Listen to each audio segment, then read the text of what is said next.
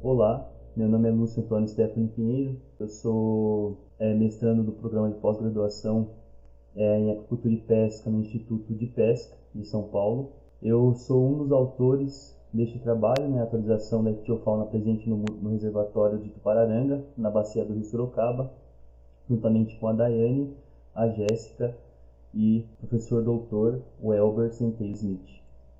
Bem, para começar falando um pouquinho, o reservatório é formado pelo Rio Sorocaba, e o Rio Sorocaba ele é formado por três rios, o Rio Una, que ele passa por aqui, o Rio Sorocamirim e o Rio Sorocaba Sul. Então esses três rios são os formadores do Rio Sorocaba, que irá posteriormente formar o reservatório em si, tá? A barragem ela foi construída no ano de 1911 pela empresa Light. Então ela possui aí 110 anos, completados neste ano.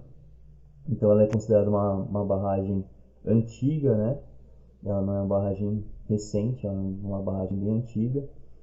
E essa represa, ela abastece Ibiúna, Sorocaba, Votorantim e São Roque, entre outras cidades vizinhas, E também ela irriga centenas de agricultores aqui ao redor da barragem, aqui na região. Ela acaba fornecendo água para esses agricultores, Para eles fazerem a sua produção do que quer que seja, Bem, para a gente estruturar essa atualização, a gente utilizou artigos, realizados anteriormente, começando no ano de 2001, por Smith e Preteri Jr., onde eles tiveram, foram inventariados 14 espécies de peixes, 13 nativas e uma não nativa.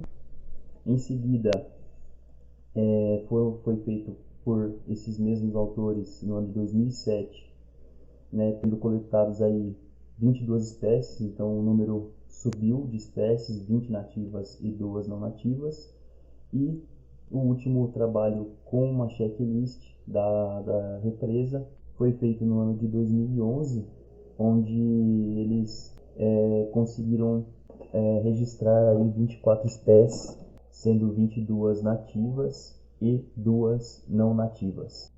Bem, para a gente complementar essa checklist, para a gente fazer uma atualização dessa listagem das espécies, nós fizemos coletas no mês de fevereiro de 2021, onde nessas coletas nós capturamos o maior número de indivíduos de pequeno porte, entre eles o Leptosobricum X. Pegamos uma nova espécie também que não havia ainda sido colocada na listagem, como essa aqui, o Leptoplosternum pectorale. Então essa é uma espécie nova na listagem da represa, que não havia sido coletada anteriormente, Então a gente, com essas espécies coletadas neste ano, a gente conseguiu fazer uma listagem, A listagem atual agora contempla 41 espécies de peixes, na represa. Bem, e com base em todo esse levantamento, com base nas nossas coletas realizadas também neste ano, é possível também evidenciar, a sucessão ecológica que ocorreu nesse reservatório. Como diversos autores citam, as espécies que habitam os reservatórios no primeiro momento, são espécies de médio e grande porte, espécies com um porte maior. E posteriormente, ao longo dos anos, a comunidade que vai se estruturar no local são espécies de pequeno porte, espécies que possuem maior plasticidade, são espécies que são mais generalistas, que conseguem se adaptar melhor ao local ali. Então, as espécies que, no decorrer dos anos, que vão habitar, que vão estruturar realmente a comunidade da ictiofauna que reside no local, são espécies de pequeno porte. Então, como a gente viu, nas nossas coletas, nós coletamos o Leptosobricum X, como eu mostrei para vocês, o Leptoplosternum, pegamos também a tilápia, né, Coptodon rendario.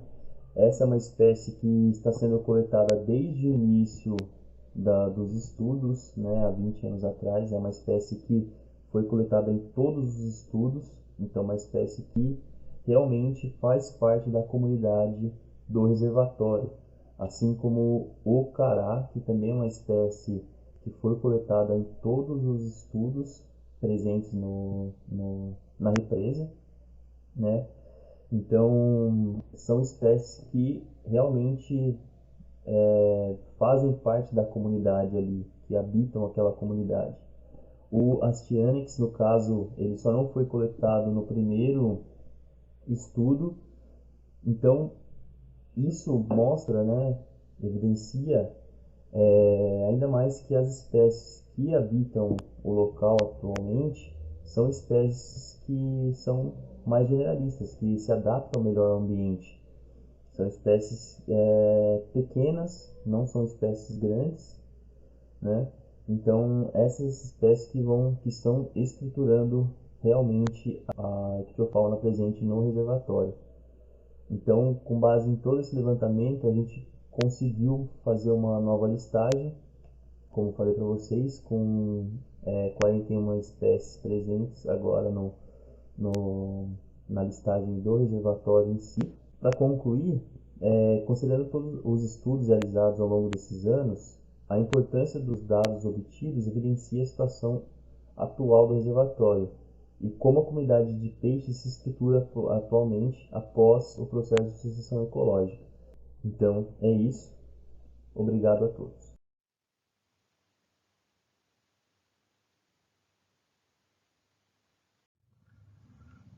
Olá, meu nome é Daiane, eu sou mestranda do Programa de Pós-Graduação do Instituto de Pesca e integrante do grupo de pesquisa do Laboratório de Ecologia Estrutural e Funcional de Ecossistemas da Universidade Paulista pelo curso de Ciências Biológicas. O tema do meu resumo é gradiente longitudinal na estrutura da ictiofauna ao longo de um reservatório e seus rios formadores, estudo de caso, Represa de Tupararanga, Sorocaba, SP Brasil. Para introduzir o assunto, é importante salientar que a comunidade de peixes ela vai estruturar de maneira diferenciada dependendo do tipo de ecossistema em que estamos trabalhando. Em sistemas lógicos, que são os rios e riachos no geral, a comunidade se estrutura de uma maneira diferenciada de como ocorre nos sistemas lênticos, principalmente nos sistemas artificiais, que são resultado do represamento que formam grandes alagados, que são os nossos reservatórios.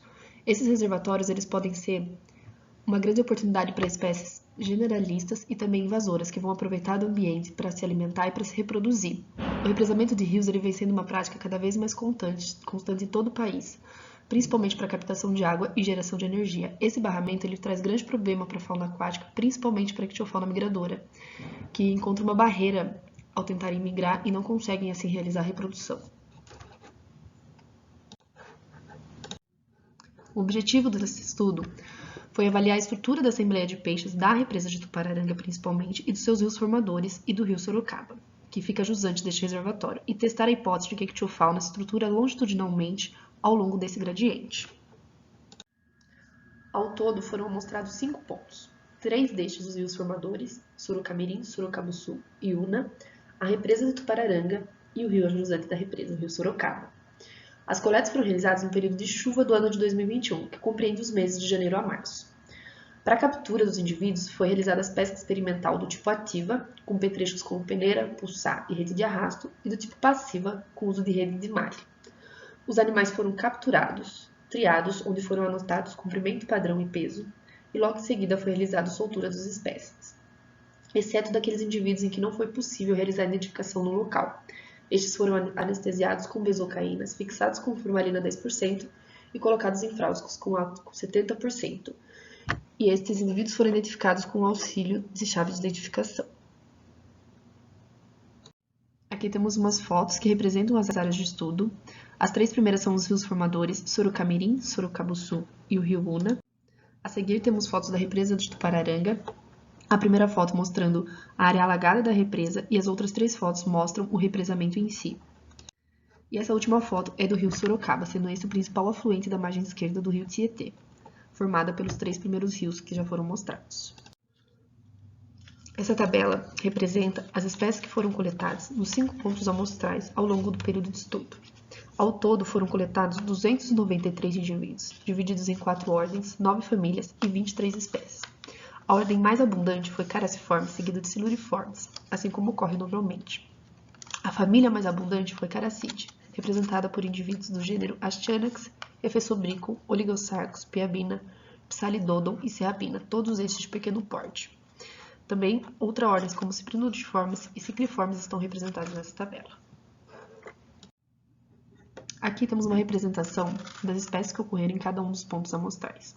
No rio Sorocaba-Sul, Sorocamirim e Iuna, não tivemos predominância de nenhuma espécie. A represa do Pararanga, apesar de ser um ambiente artificial, apresentou uma boa diversidade e com dominância de espécies da família Ciclide, principalmente Zicoptodon rendalis, sendo essa uma espécie invasora. Já o rio Sorocaba teve predominância da espécie da família Poecilidae, mais especificamente Poecilia reticulata, sendo essa uma espécie generalista.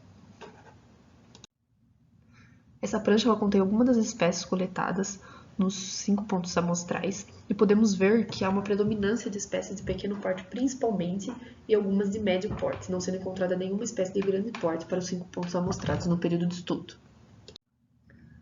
Para representar a associação da nossa matriz de dados, que contém as espécies por ponto amostral, foi realizado um escalonamento multidimensional não métrico, NMDS, para assim saber se há ou não similaridade entre os 5 pontos amostrados e então saber se existe esse padrão longitudinal de distribuição das espécies ao longo dos rios formadores da represa do Pararanga e do rio Sorocaba.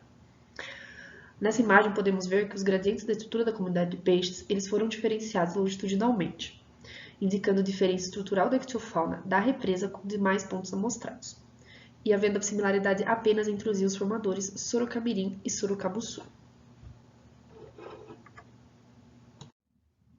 Para saber se há uma relação entre a ictiofauna de cada ponto amostral com dados ambientais desses pontos amostrais, ou seja, as variáveis físico-químicas da água e do entorno do ambiente, foi realizada uma análise de correspondência canônica, uma CCA. Essa análise ela explicou 81,73% da variação dos dados, correlacionando a ocorrência de espécies com os dados ambientais. Essa análise é muito importante, porque a represa de Tupararanga ela apresenta uma diferença grande em comparação aos outros pontos, que são ambientes naturais. Como já foi dito, esse é um ambiente artificial muito antropizado, ou seja, há pouca ou quase nenhuma mata ciliar, há assoreamento e erosão nas margens do rio, ausência de vegetação herbácea em muitos pontos, a profundidade e largura é maior do que os ambientes naturais, como no caso dos rios formadores e no rio Sorocaba. Então, tudo isso pode afetar a ocorrência de espécies, e isso foi confirmado pela análise do CCA. Através desse trabalho, podemos concluir que a estrutura da comunidade de peixes na represa de Tupararanga, nos rios formadores e no rio adjacente dela, o rio Sorocaba, apresenta um padrão de distribuição distinto e um gradiente longitudinal, evidenciando dessa maneira o efeito do represamento no curso de um rio. Muito obrigada!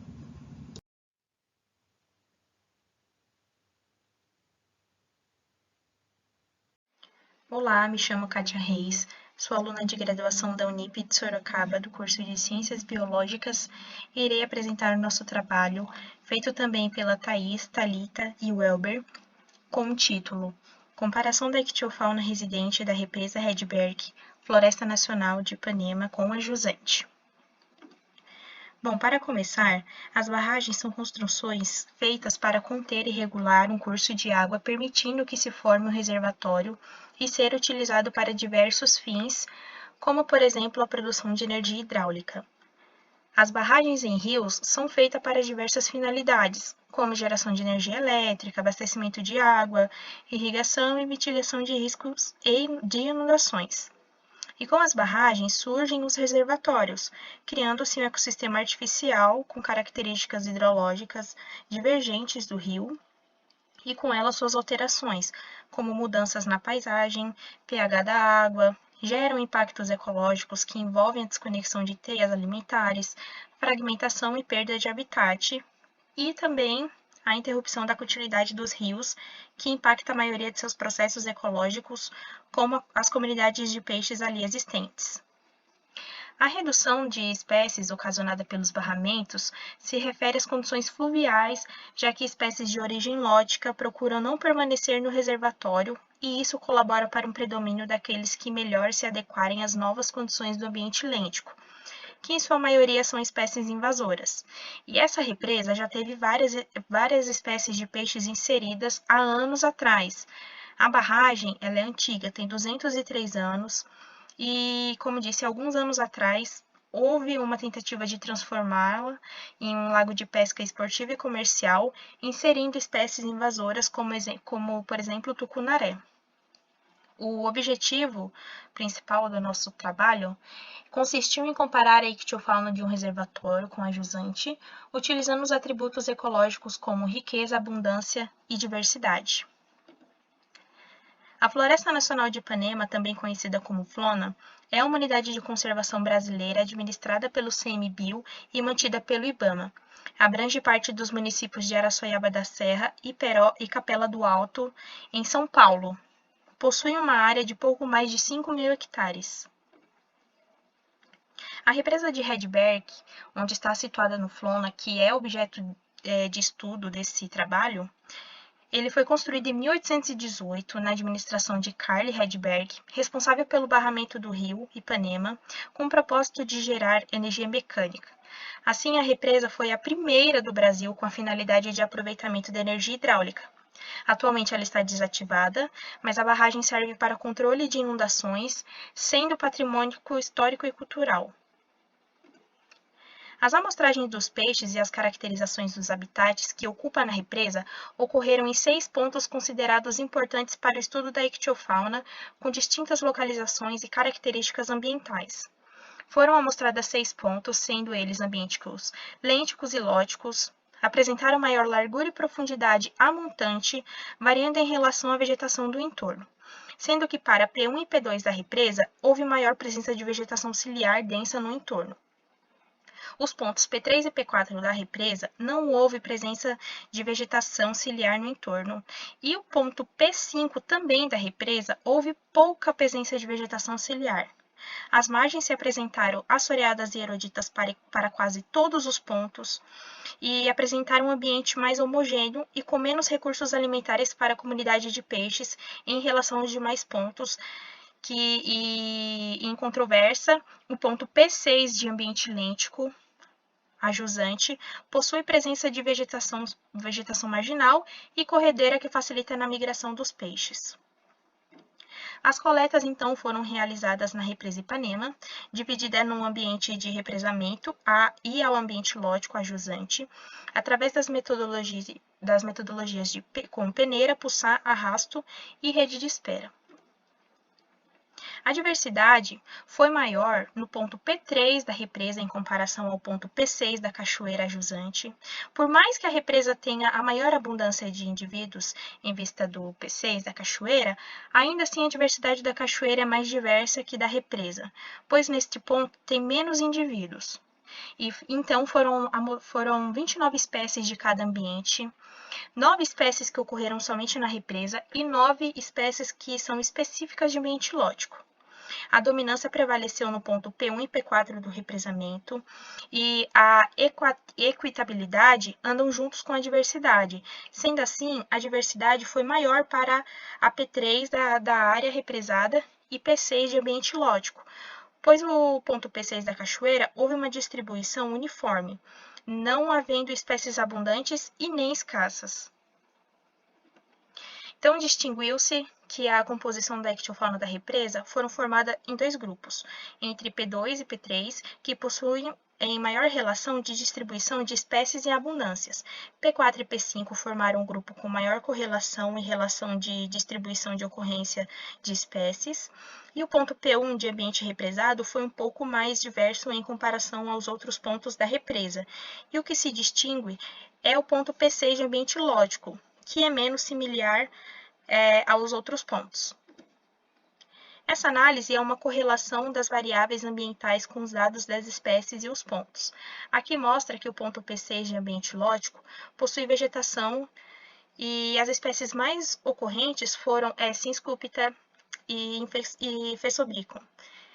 No ponto P4 e P5 da represa, que é um ambiente de substrato fino, tem matéria orgânica e grande porcentagem de detritos, esteve mais correlacionadas com as espécies Ophias malabaricus, Poecilia e Isótonos. Os pontos P3 e P1, também da represa, esteve mais correlacionada com o ambiente lodoso. Nesses pontos, então, houve a presença das espécies Rândia, geófagos, oligosarcos e serrassalmos. Essas espécies estão relacionadas principalmente à temperatura e condutividade. Então, a análise explica que os 78,91% da variação dos dados com as variáveis ambientais e os dados das espécies separam os ambientes P6 lógico dos ambientes represado, ou seja, o lado esquerdo foi o que ocorreu mais espécies, e do lado direito são as espécies do ponto lógico. Mostrou-se então que, por ser uma barragem muito antiga, possui uma comunidade de peixes fortemente estruturada, sendo que sua barragem possui uma ictiofauna típica de ambiente lêntico. A análise dos pontos de amostragem mostram que há espécies de ambiente lógico que também se encontram em ambientes lêntico, e na barragem evidenciou diferenças significativas entre os pontos amostrais a montante e a jusante devido ao bloqueio do rio e sua continuidade a jusante. Agradeço a atenção.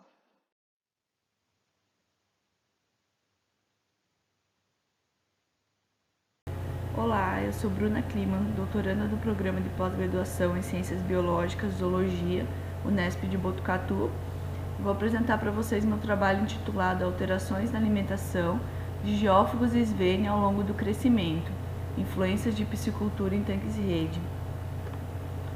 A alimentação dos peixes é influenciada por fatores intrínsecos, como, por exemplo, mudanças na morfologia e demanda energética ao longo do crescimento, e por fatores extrínsecos, como variações ambientais naturais ou antrópicas, que interferem na disponibilidade de recursos.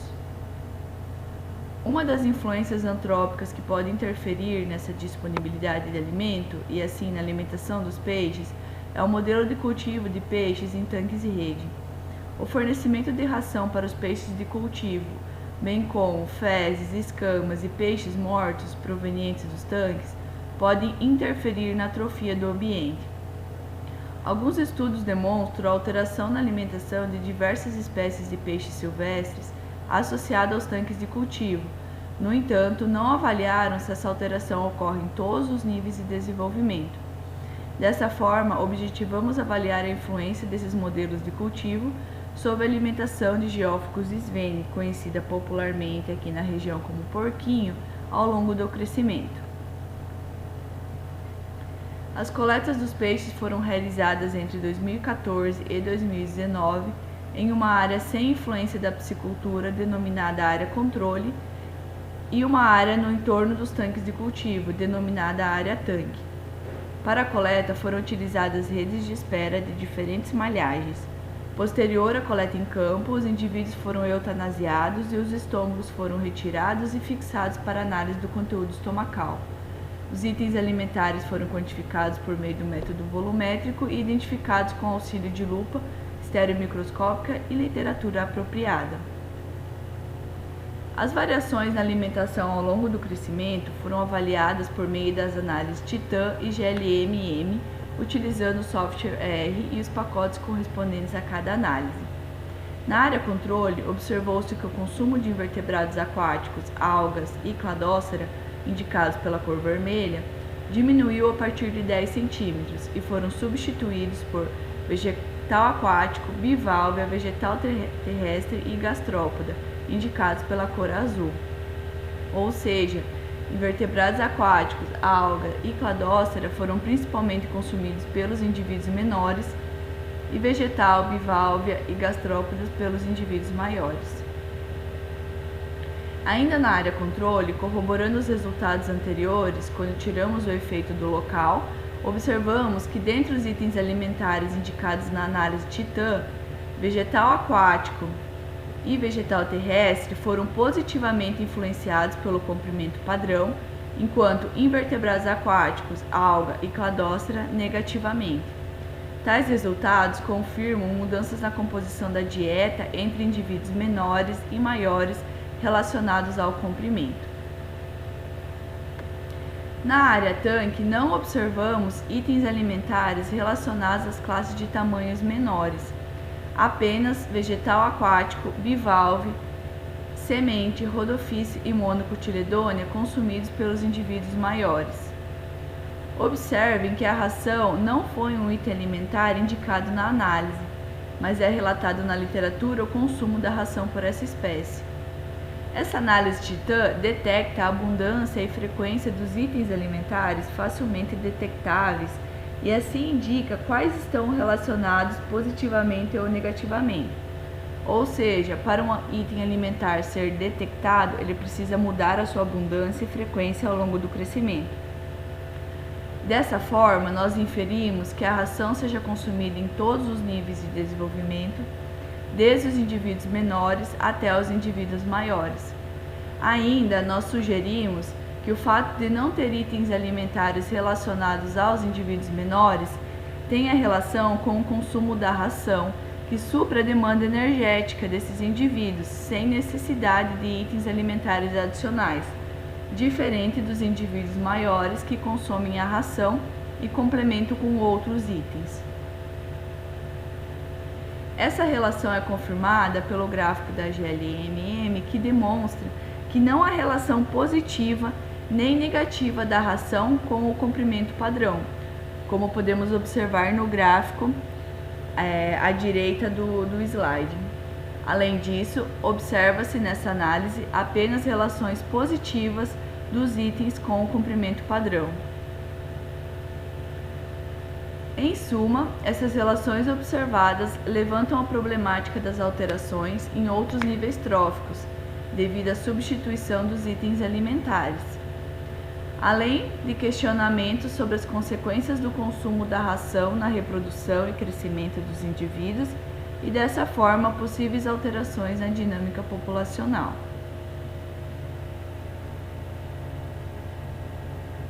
Gostaria de agradecer às agências de fomento, às universidades e laboratórios envolvidos nesse projeto. Aqui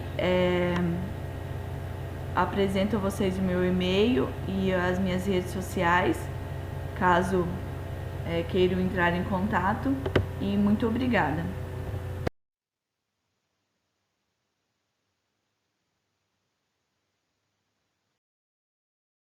Olá, eu sou a Natália e eu vou apresentar o meu trabalho intitulado como Variação na Dieta em Fases Ontogenéticas de Plagiose squamosíssimo em áreas sob influência de piscicultura em tanques-rede.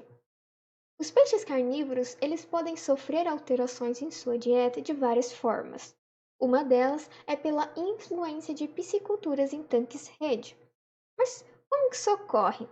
Bom, nesses sistemas onde há criação intensiva de peixe, é necessário alimentar esses animais com ração. Essa ração disponibilizada acaba extravasando e ficando disponível no ecossistema aquático ao redor, atraindo então alguns organismos, como por exemplo peixes onívoros e camarão, que se alimentam dessa ração. Desta forma, esses organismos vão se acumulando e acaba atraindo então peixes carnívoros que se alimentam deles. Uma outra forma também de variação na dieta é ao longo da ontogenia desses animais, ou seja, conforme o indivíduo ele cresce e se desenvolve, ele muda os recursos alimentares utilizados. E isso pode ser devido a vários fatores, sendo um deles, por exemplo, mudanças morfológicas.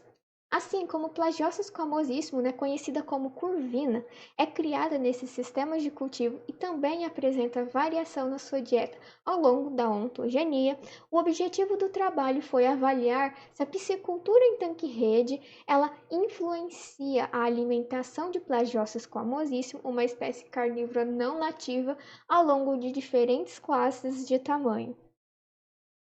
Para isso, as coletas foram feitas em 5 áreas amostrais, sendo 2 áreas de controle, indicadas pelos círculos verdes, e 3 áreas de tanque, indicadas pelos círculos amarelos.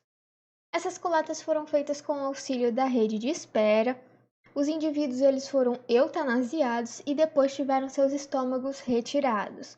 O conteúdo estomacal ele foi analisado em laboratório e as classes de tamanho indicadas aqui embaixo foram feitas segundo a regra de Sturges. As análises foram feitas no software R, sendo elas Permanova e Simper, para avaliar a diferença na dieta entre as áreas e classes de tamanho, e a Permidice para avaliar a amplitude de nicho trófico. Os resultados obtidos foram que na área controle, os principais itens consumidos foram odonata, díptera pulpa, peixe e decápoda, enquanto na área tanque os principais itens foram peixe e decápoda. Em relação às classes de tamanho, os principais itens consumidos foram na área controle. Odonata foi consumida principalmente pela classe de tamanho 1, díptera pulpa pela classe 2, peixe pela classe 6 e decápoda pelas classes 3, 4 e 5.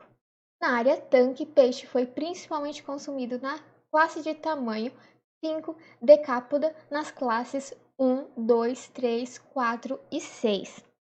Foram observadas então diferenças na composição da dieta, sendo P igual a 0,01, e a principal diferença foi observada entre as classes CT1, que consumiu principalmente odonata, e TR1, que consumiu principalmente decápoda. O item que contribuiu para essa diferença foi decápoda, com uma contribuição de 52,19%. A amplitude de nicho trófico teve diferença significativa apenas entre CT1 e TR1. A partir desses resultados, foi possível ver que houve uma maior variedade de itens consumidos na área controle, onde os indivíduos menores consumiram itens menores e os indivíduos maiores consumiram itens relativamente maiores. Isso pode ser relacionado a mudanças morfológicas, como, por exemplo, o tamanho da boca, que pode limitar o tamanho do item ingerido. E também pode ser relacionado à demanda energética. Assim, indivíduos maiores, por ter uma boca maior, eles conseguem comer itens maiores, mas eles também têm uma demanda energética maior, o que implica em precisar comer mais ou consumir itens maiores, são energeticamente mais vantajosos para conseguir suprir essa demanda, enquanto os indivíduos menores têm uma boca menor, o que implica em comer itens menores, mas eles também apresentam uma demanda energética menor comparada aos indivíduos maiores. Já na área tanque, os indivíduos não variaram muito em sua dieta. Todos os indivíduos, independente da classe de tamanho, comeram principalmente camarão e peixe. Isso pode ser relacionado à influência da piscicultura, que promove a atração desses organismos em seu entorno. Assim, esses recursos eles são abundantes nesses locais e, portanto, de fácil acesso aos peixes carnívoros, que não vão precisar gastar tanta energia em busca de alimento. Conclui-se, então, que as pisciculturas em tanques-redes teve influência sobre a dieta ao longo das classes de tamanho de Plagiócio e Squamosíssimo, mas que ainda são necessários estudos para entender as consequências dessa influência na alimentação ao longo do desenvolvimento de peixes silvestres. Muito obrigada e até mais!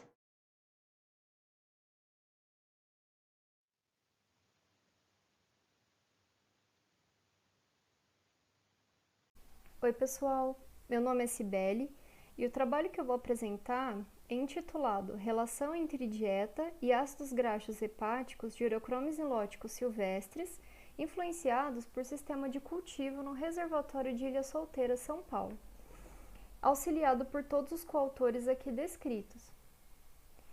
Os lipídios, juntamente com toda a sua dinâmica, eles são fundamentais para a saúde, sobrevivência e sucesso das populações de peixes. E os peixes, eles conseguem sintetizar ácidos graxos por meio de dessaturação e elongação de cadeia, utilizando enzimas específicas como a dessaturase e elongase, mas eles não são capazes de produzir endogenamente ácidos graxos de cadeia curta das famílias ômega 3, 6 e 9, que são sintetizados apenas por vegetais e devem ser supridos por meio da alimentação. Então, a dieta, ela exerce influência direta sobre a composição de ácidos graxos nos tecidos desses peixes. E o fígado, ele foi escolhido para essa avaliação porque ele possui um papel fundamental na mobilização e na metabolização das moléculas de alimentos. Então, o objetivo foi correlacionar a composição alimentar com a composição de ácidos graxos hepáticos de Urochromis niloticus silvestris. A coleta foi realizada próxima a uma piscicultura em tanques-rede, no reservatório de Ilha Solteira, Rio Grande, São Paulo. Ao todo, foram coletados 20 exemplares, que foram eutanasiados, dissecados para retirada dos fígados e dos estômagos. Os lipídios dos fígados foram extraídos e foram separados na fração neutra, que são os triacilgliceróis ou lipídios de armazenamento, e na fração polar, que são os fosfolipídios ou lipídios estruturais. Em seguida foram analisados e identificados. O conteúdo estomacal foi analisado sob estereomicroscópio, os itens foram separados, identificados e expressos em porcentagem de volume. E nós utilizamos a correlação de Spearman para verificar possíveis relações. A espécie, então, apresentou um amplo espectro alimentar, com 17 itens consumidos, com hábito alimentar onívoro, sendo que ração, seguido de detrito e vegetal terrestre, foram os itens mais abundantes na alimentação dessa espécie. O perfil de ácido graxo também se apresentou amplo, com um total de 22 ácidos graxos, divididos em 5 saturados, 4 monoinsaturados, 6 poliinsaturados da família ômega 3 e 7 poliinsaturados da família ômega 6. Nesse gráfico ao lado está plotado a porcentagem para cada fração, mostrando então que os ácidos graxos saturados e os monoinsaturados, eles foram os mais abundantes. Porém, quando a gente olha para a tabela, a gente consegue perceber uma grande variedade de ácidos graxos poliinsaturados, né? Decorrentes então da alimentação natural desses indivíduos, oriundos especialmente dos vegetais, sejam eles terrestres, aquáticos, sementes e algas. Além disso, a ração, de uma forma indireta, ela também contribui, né, com essa variedade, porque na sua composição ela possui itens que também são ricos nesses grupos de ácidos graxos. Então, nesse gráfico,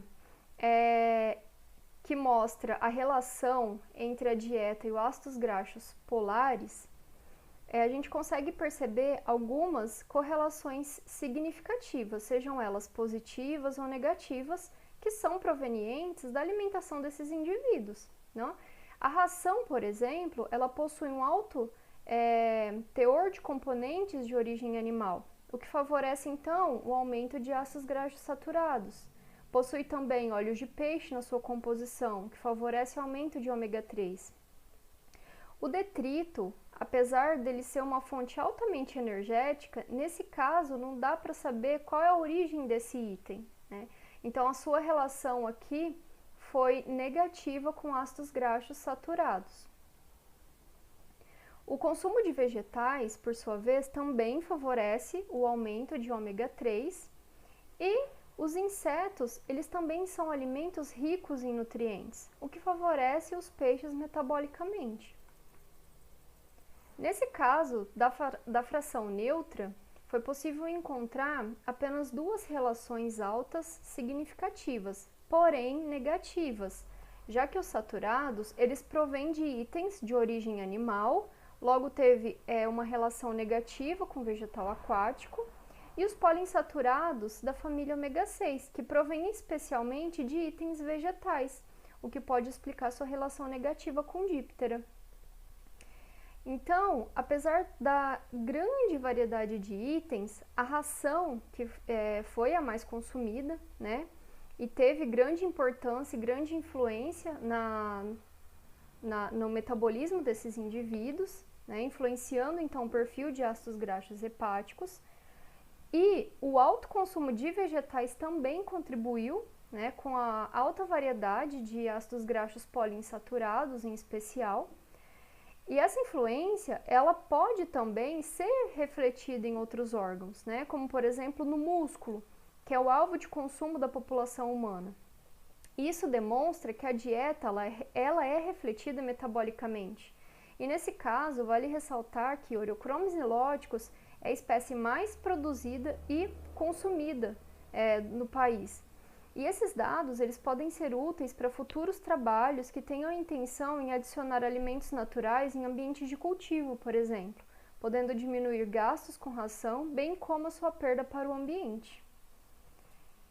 Então eu queria agradecer à universidade e os responsáveis pelos laboratórios, pelo apoio a esse trabalho, e também as agências de fomento, a FAPESP, o CNPq, pelo financiamento do projeto.